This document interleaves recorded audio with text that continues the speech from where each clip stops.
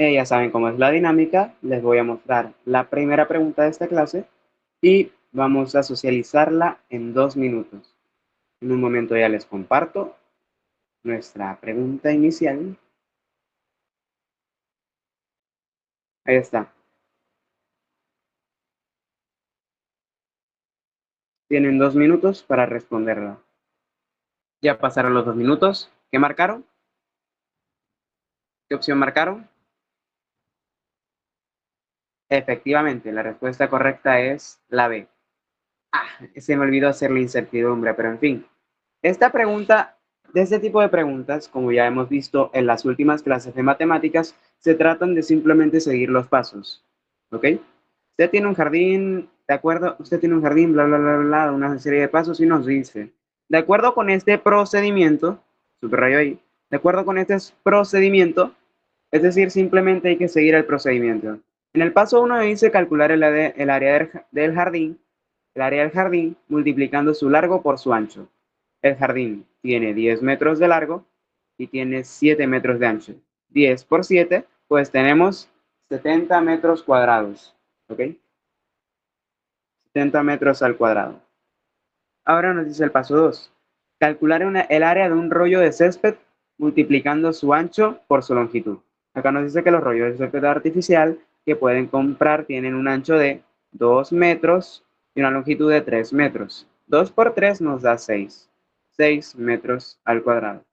Nos dice dividir el área del jardín por el área del rollo de césped para obtener la cantidad aproximada de los rollos necesarios. Es decir, este 70 metros cuadrados lo vamos a dividir entre los 6 metros al cuadrado. El área del jardín la vamos a dividir entre el área de cada rollo. Si hacemos esta división, pues podemos hacerla acá manualmente.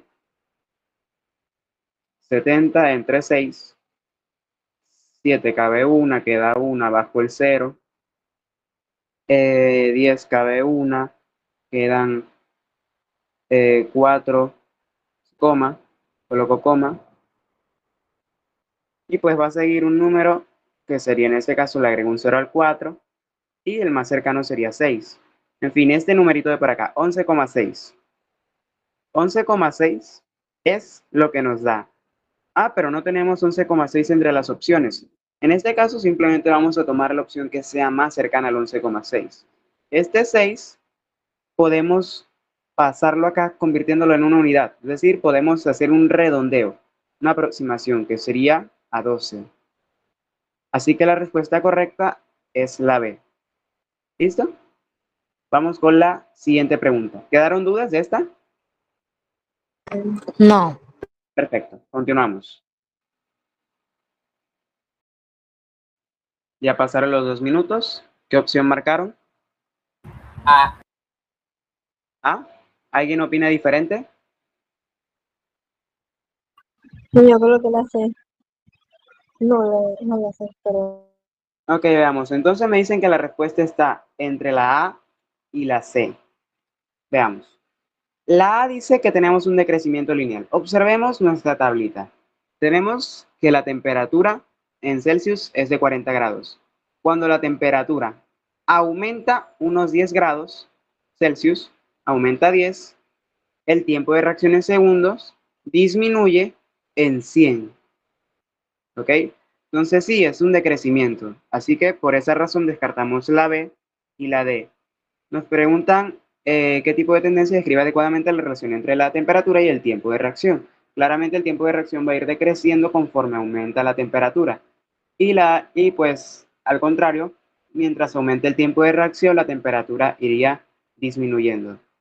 Ahora, tenemos que ver ahora si es lineal o si no es lineal. ¿Qué significa que sea lineal? Que guarden una proporción entre un punto y otro. Resulta que si yo tengo una línea recta así que va decreciendo, se tiene que guardar una proporción.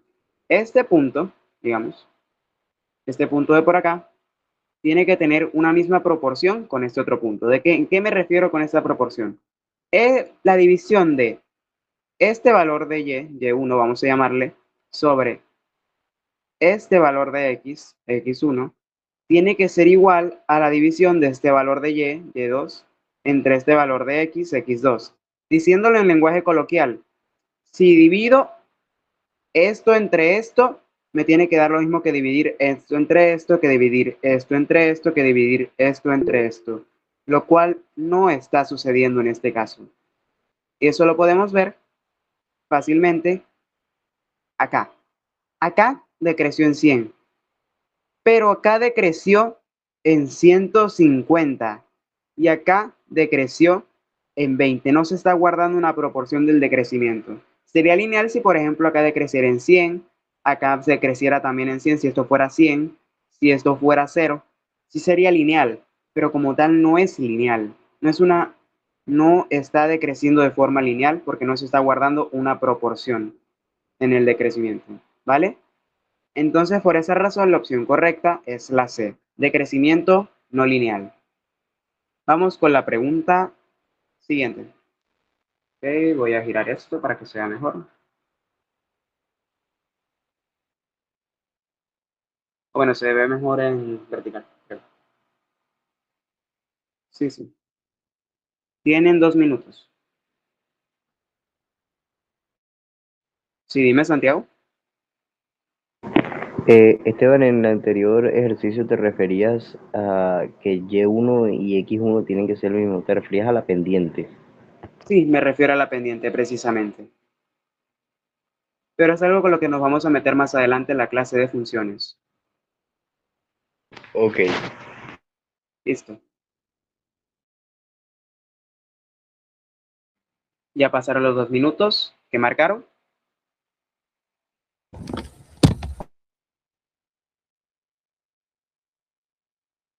¿Qué marcaron? La C, la C. ¿La C alguien piensa diferente? ¿Por qué la C? ¿Por qué la C? Bueno, yo también la sé porque cuando nos dicen que es un tiempo a 0 segundos, se recorre una velocidad de 0 metros sobre segundo. Ajá. Entonces, cuando es un segundo, se recorre 3 metros sobre segundo. Entonces, la única gráfica que nos dice, en la única tabla, perdón, que nos dice que cuando se recorre un tiempo de 0 segundos, la velocidad en metros sobre segundo es 0 segundos. Precisamente. Pues esto es verdad, esto es simplemente eso, es simplemente lectura de lo que nos dan y escribirlo en una tabla. En el tiempo cero tenemos una velocidad de 0. En el tiempo cero tenemos una velocidad de 0. En el tiempo 1 tenemos una velocidad de 3. En el tiempo 1 tenemos una velocidad de 3. En el tiempo 2 tenemos una velocidad de 6. En el tiempo 2 tenemos una velocidad de 6. Y en el tiempo 3 tenemos una velocidad de 9. En el tiempo 3 tenemos una velocidad de 9. Alguien que lee rápido podría haberse confundido y haber marcado la opción B. Pero fíjense que acá el tiempo y la velocidad están invertidos. Acá en el tiempo 3 tenemos la velocidad 1. Eso puede pasar y es por eso que hay que evitar leer muy rápido en el ICFES. Hay que encontrar un ritmo apropiado. ¿Ok? Continuamos con la siguiente pregunta que tiene que ver con el tema de la clase de hoy. Así que esta pregunta me gusta. ¿Tienen 2 minutos? La respuesta es la B. ¿Por qué? Esto se lo voy a dejar un poquito más adelante porque es un tema relacionado con la clase de hoy y que quiero abordar más a profundidad. Pero les dejo ahí que la respuesta es la B. Ya ahorita vemos por qué. Siguiente pregunta, está por acá. Tienen 2 minutos. Y la respuesta correcta es la C. Y con eso terminamos las preguntas del día de hoy. Ya podremos pasar a la clase. Funciones y gráficas de funciones. ¿Ok? ¿Qué entienden por una función?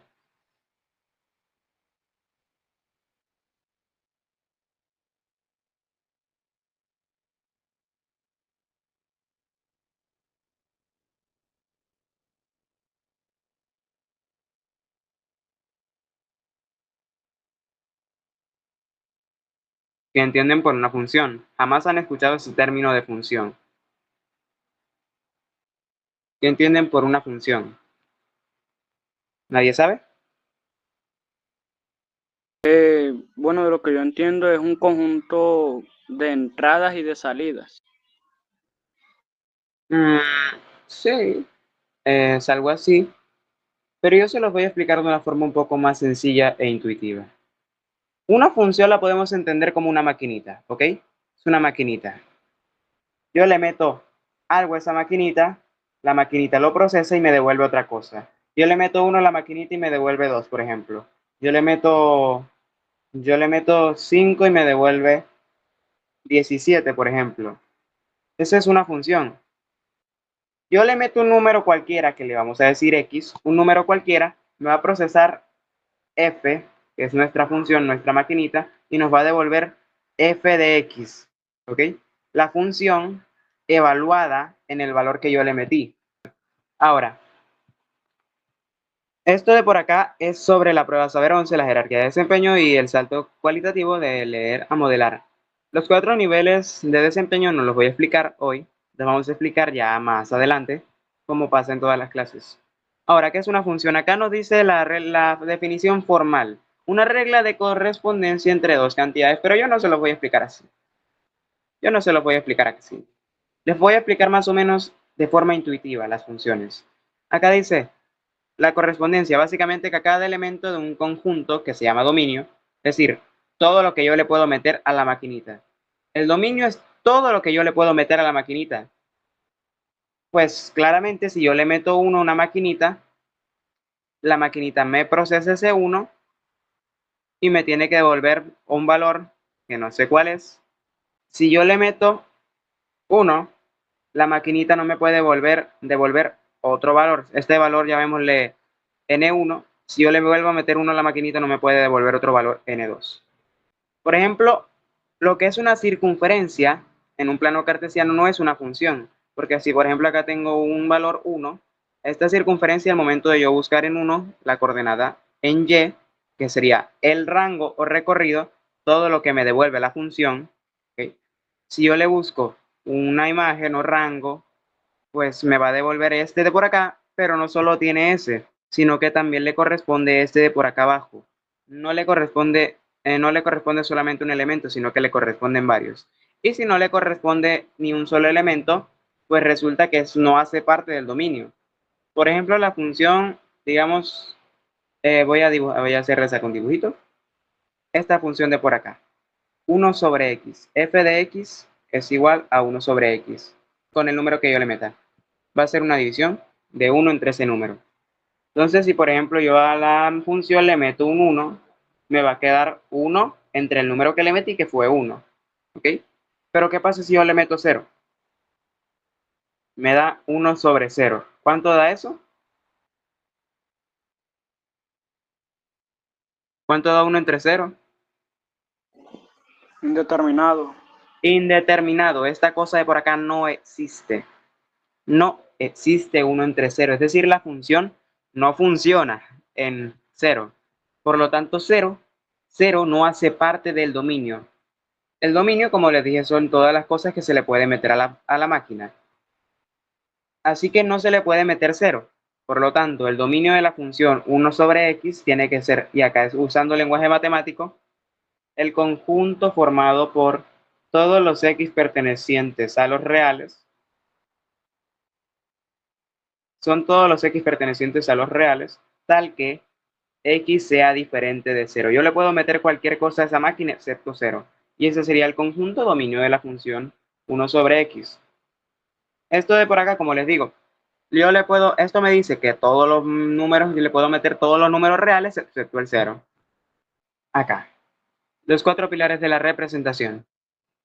Acá tenemos representación verbal, algebraica, visual y numérica. Las funciones se pueden representar de esas 4 formas. La verbal, pues decirte qué pasa. Por ejemplo, población mundial en el tiempo. Ese es el cambio de una función, por ejemplo. Una función es la población mundial con respecto al tiempo. Es decir, lo que yo le puedo meter es un periodo de tiempo y lo que me va a devolver es la población mundial. ¿Ok? O sea, una función que depende del tiempo se graficaría de una forma así. Y acá pasamos al lenguaje gráfico, el lenguaje visual. Diagramas y gráficas en el plano cartesiano. Voy a hacer esta partecita de por acá, verbal y visual. Digamos que el crecimiento de la población mundial con respecto al tiempo, y esta es la población en, digamos, tiempo en años y población en millones de personas. Millones de personas, ahí queda claro. Y digamos que empieza por acá, en tal año, y va creciendo y va creciendo y va creciendo. Esta es una curva exponencial, va creciendo de una forma enorme. ¿Ok? Ese sería un ejemplo de función representada en el lenguaje verbal y el lenguaje visual o gráfico. Ahora, el lenguaje algebraico y numérico se pueden representar como una fórmula matemática o como una tabla de valores, como lo que vimos anteriormente. En una de las preguntas, si no estoy mal, había algo así como la temperatura en Celsius y el tiempo de reacción. Ahora, en una temperatura en Celsius, 40 grados Celsius, si no estoy mal, tiempo de reacción era acá, son 300 segundos. Cuando aumenta la temperatura a 50 grados Celsius, digamos que el tiempo de reacción disminuye a 200. Es decir, que a estos 40, cuando yo le meto 40 a la maquinita en grados Celsius, me va a devolver un tiempo de reacción de 300. Cuando yo le meto 50, me va a devolver un tiempo de reacción de 200. De esa manera se representa una función de forma numérica. Se utiliza esta forma sobre todo en lo que es ciencias naturales. En matemáticas no se utiliza tanto una función representada de forma numérica, sino más de forma visual y algebraica. De forma numérica es más de ciencias y de forma verbal nunca suele representarse. Por lo general no se representa de forma verbal, así que dejémoslo ahí como que no es tan importante. Ahora, la clasificación del arsenal matemático. Tenemos funciones algebraicas y funciones trascendentes. Entre las funciones algebraicas están las polinómicas, las racionales y las radicales. ¿Qué son estas vainas? Pues básicamente las que tienen variable normal. Con normal me refiero a que simplemente tenemos x. No se le está aplicando ninguna cosa rara a esa x. A lo mejor una raíz, un cuadrado. De pronto se le está aplicando inclusive está dividiendo la x.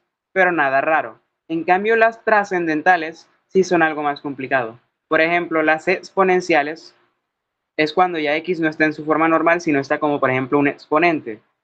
3 a la x es una función exponencial. E a la x, siendo el número de Euler, que vale 2,718281.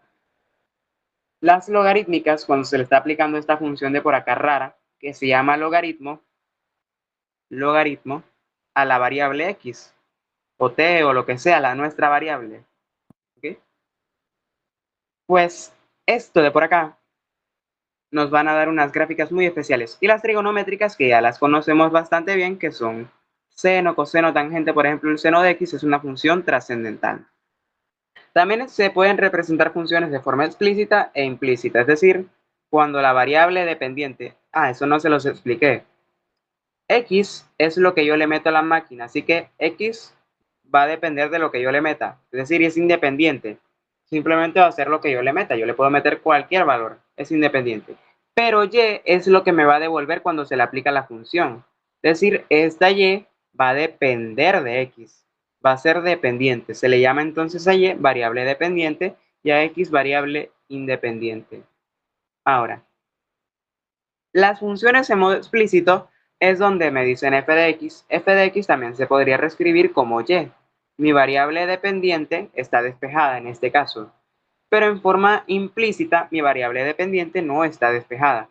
En esta, por ejemplo, 5x menos y menos 2. Mi variable dependiente, como sabemos, es y está metida en una ecuación con x y con menos 2, es decir, no está libre, no está despejada. ¿Podemos despejarla? Claro que sí. Nos daría, por ejemplo, 5x menos 2 es igual a y. Porque esto está restando, pasa al otro lado a sumar. Ahora, continuamos. Ahora vamos a empezar con los grados de la función. Según su exponente, las funciones normales, las que evalúa el ICFES sobre todo, suelen tener un grado, ya sea grado 0, grado 1, grado 2, grado 3, que es el grado al máximo exponente el que esté elevado. La variable independiente. Ahora, Una función de grado 0 se conoce también como función constante.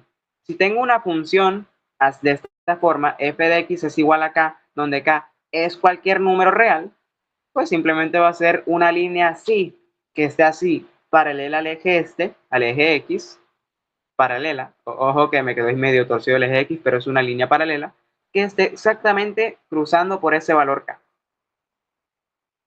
Simplemente va a hacer eso. A cualquier valor que le meta, pues simplemente va a devolver la misma vaina. Si yo le meto esta función, f de x es igual a k, por ejemplo, y es igual a 3. Recuerden que y es lo mismo que f de x. Entonces simplemente va a ser una línea horizontal que va a estar tirada en el 3. No va a crecer. Si yo le meto a la función 2, me va a devolver 3. Si le meto 4, me devuelve 3. Si le meto 50, me va a devolver 3. Es una función que no cambia, es una función constante. Grado 1, la función lineal o la función afín. Es un tema que vimos en noveno grado, pero es muchísimo más importante de lo que creemos. La función lineal tiene esta forma, mx, tienes m.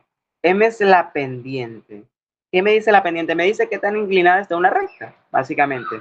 Por ejemplo, esta recta tiene pendiente 1, pero si por ejemplo yo la inclino un poco, tendrá una pendiente, por ejemplo, esta está menos inclinada, así que puede tener una pendiente de 0, algo.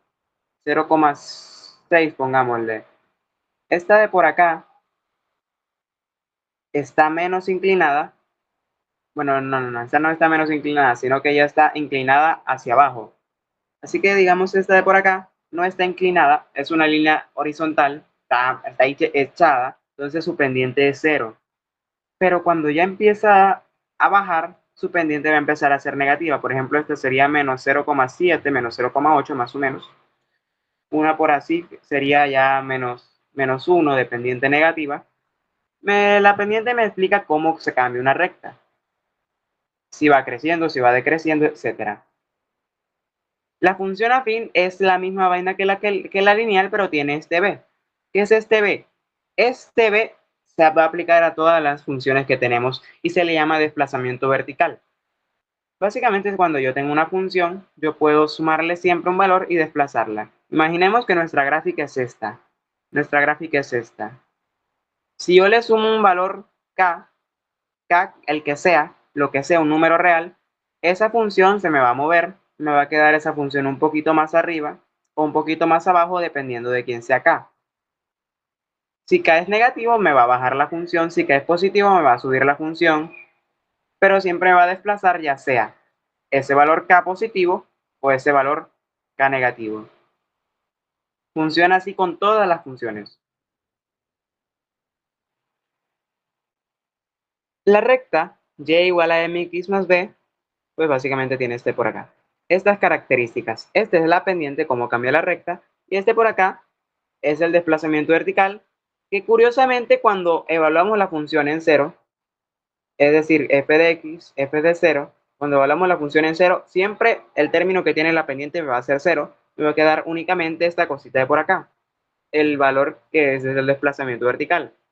Por eso le llamamos intercepto. ¿Por qué? Porque en el punto, cuando la función vale 0, este va a ser el valor que tome la función. Cuando x vale 0, este va a ser el valor que tome la función.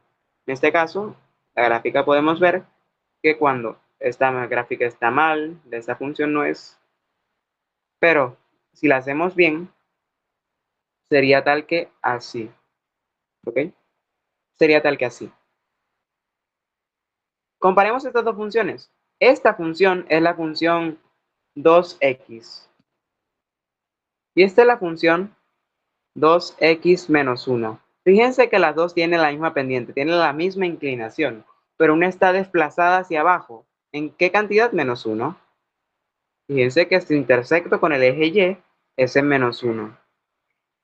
Estas dos líneas son paralelas. Paralelo hace referencia a que, ¿cómo decirlo? Las dos rectas tienen la misma pendiente. Eso significa paralelo. Tienen la misma pendiente y por lo tanto jamás se van a encontrar a menos de que las dos rectas sean la misma. ¿Ok? Continuamos. ¿Quedó claro? Ojo que las funciones que más nos van a aparecer en el ICFES son la lineal, la afín la función cuadrática y de vez en cuando nos puede aparecer la función cúbica. Y acá hay un casito especial cuando la función identidad que no nos interesa porque el quiz no la va a evaluar, pero es interesante conocer la función identidad. Cuando de y es igual a x, básicamente que todo lo que le meta a la función va a ser lo mismo. Si yo le meto a la función, si yo le meto 1 a la función me va a devolver 1. Si le meto 2 me va a devolver 2. Si le meto 3 me va a devolver 3. Si le meto 4, etcétera, etcétera, etcétera. Se le llama función identidad porque lo que yo le meta me va a devolver exactamente lo mismo. Pero ojo, no es constante. ¿Por qué no es constante? Porque fíjense que la constante, si yo le meto 1, me devuelve 3. Si le meto 3, me devuelve 3. Si le meto 4, me devuelve 3. No es constante, sino identidad, la que estamos trabajando. Ahora, grado 2. Cuando el exponente máximo de la x es 2, sale la función cuadrática, que es muy evaluada. La función cuadrática tiene una forma visual, que es una parábola, una curvita, tal que así. Una curvita que puede abrir hacia así o ya sea así. ¿Dependiendo de qué? Dependiendo del signo de esta x al cuadrado. Esta x al cuadrado es la que nos va a determinar hacia dónde abre esa curva, ya sea que abra hacia abajo o que abra hacia arriba. ¿Sí? Ahora, si este signo fuera negativo, la parábola que obtenemos sería así. Esa es la razón por la cual en el último punto que resolvimos fue la respuesta la B, porque el término que tenía x al cuadrado era negativo, es decir, la parábola iba mirando para abajo, iba abriendo tal que así. ¿Ok? Continúo. Pues resulta que esta función cuadrática, pues es una maquinita a la que si yo le meto un valor x y ese valor x me lo va a elevar al cuadrado, lo que hace la maquinita es elevar ese valor al cuadrado. Sea lo que sea y me devuelve el valor al cuadrado. Si yo le meto 1 a la maquinita me va a devolver 1, ¿verdad? Porque 1 por 1 es 1. Si yo le meto 2 me va a devolver 4 porque 2 por 2 es 4. Si yo le meto 3 me va a devolver 9 porque 3 por 3 es 9. Si yo le meto 4 me va a devolver 16 porque 4 por 4 es 16. Ah, y una curiosidad bastante importante es que si yo le meto un valor negativo, por ejemplo, si le meto -1, me lo va a elevar al cuadrado, es decir, va a multiplicarme. -1 por -1. Menos por menos me da más y 1 por 1 me da 1. Entonces, cuando yo le meto un valor negativo, siempre me va a devolver un valor positivo. Bueno, a menos de que la parábola abra para abajo, que siempre me va a devolver un valor negativo, por lo general, si no tiene desplazamiento vertical. Ahora, si yo le meto -2, me va a devolver -2 por -2 me da 4, positivo. Si yo le meto -3, me va a devolver -3 por -3, que es 9. Hay unos elementos clave de la parábola. El eje de simetría, que pues suele ser el propio eje Y, cuando la parábola no se nos mueve. Los puntos de corte con el eje X, que puede no tener, hay casos en los que la parábola, por ejemplo, está acá. No está cortando en ningún momento con el eje X. Y el vértice, que es el punto en donde deja de crecer y empieza a crecer, o en el caso de una parábola así, deja de crecer y empieza a decrecer. Bien, ahora. Resolución gráfica algebraica. Pues resulta que para graficar una función cuadrática solemos encontrar sus ejes, sus puntos de corte usando la fórmula cuadrática. Esta formulita para resolver las raíces de una función cuadrática, que no siempre nos va a dar resultado. ¿Por qué no nos da resultado siempre? Como le dije, porque hay veces que no corta con el eje X. En este caso no corta con el eje X. En esos casos no existe como tal una solución que nos dé ejes de corte. Así que esos no se tienen en cuenta. Bien. Estos son unos cuantos pasitos para graficar una parábola, pero no son tan necesarios. Lo que necesitamos comprender es cómo funciona todo eso que tenemos acá, cómo funciona x al cuadrado, cómo funciona bx, cómo funciona c. Pues x al cuadrado ya vimos que es lo que le da la orientación a la parábola. Si abre para arriba o si abre para abajo. Ahora, bx me la va a desplazar en el eje x. Y el término c, como vemos que no tiene ninguna x, nos la va a desplazar verticalmente. Es decir, me la va a mover para arriba o me la va a mover para abajo. Entonces, A me determina la orientación, B me determina la posición horizontal y C me determina la posición vertical de la parábola. La función cúbica, cuando el exponente máximo de la x es 3. Cuando x alcance el grado 3, pues tenemos una función cúbica, que ya cambia. Ya que las funciones cúbicas son un poco más difíciles de predecir, ¿vale? Y el ICFES suele preguntar de este tipo de funciones de tal forma que, por ejemplo, el ataque función se intersecta con tal función. Y pues tenemos que tener en cuenta simplemente cómo es la forma de una cúbica. La forma de una función cúbica, como ven, es tal que así. Puede ser así o puede estar al revés, como pasa con la parábola. Puede ser tal que así. ¿Sí? No tenemos que considerar muchas cosas más, simplemente cómo nos da la gráfica, cuáles son sus características y tal. Porque no solemos usar las funciones cúbicas y las funciones cuartas ni se diga. Yo, por lo menos, nunca he visto una función cuarta en una pregunta tipo ICFES, así que podemos omitirlas con facilidad. Así que, con eso comprendimos la función lineal y afín, y la función cuadrática, y en parte la función cúbica. ¿Quedó todo claro? Porque eso es lo más importante. Acá hay un resumen de cada una de las funciones principales que evalúa el ICFES. También podríamos hablar de las funciones trigonométricas o trascendentales, pero se extendería demasiado la clase. Así que, ¿entendieron? Sí. ¿Qué les pareció la clase?